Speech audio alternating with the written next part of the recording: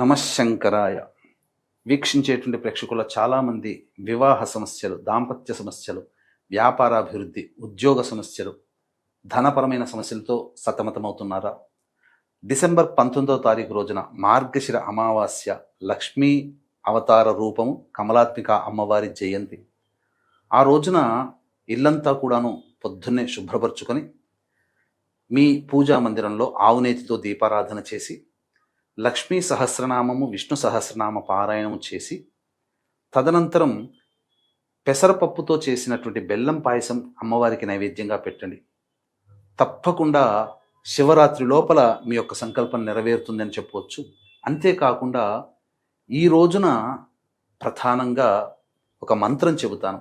ఆ మంత్రాన్ని 1008 సార్లు మీరు జపం చేసుకోండి. ఓం మహాదేవ్యై చ విద్మహే విష్ణుపత్న్యై చ ధీమహి తన్నో లక్ష్మీ ప్రచోదయాత్. అలాగే ఈ కమలాత్మిక అమ్మవారి జయంతి డిసెంబర్ 19 మార్గశిర అమావాస్య రోజున మన పీఠం ఆధ్వర్యంలో మీ జాతకరీత్యా కలుగు అన్ని రకాల సమస్యల నివారణకి సర్వదోష నివారణ పూజలు, హోమాలు మరియు కమలాత్మిక మూలమంత్ర హోమము, ప్రత్యంగిర, బగళాముఖి, వారాహి, రాజశ్యామల హోమాలు అనేటివి సాయంకాలం 5 గంటలకి ప్రారంభమవుతుంది. మధ్యాహ్నం 3 గంటల లోపల డిసెంబర్ 19వ తారీఖు రోజున స్క్రీన్పై కనిపిస్తున్న నెంబర్కి కాంటాక్ట్ చేసి మీ గోత్రనామాదులు నమోదు చేసుకోవచ్చు.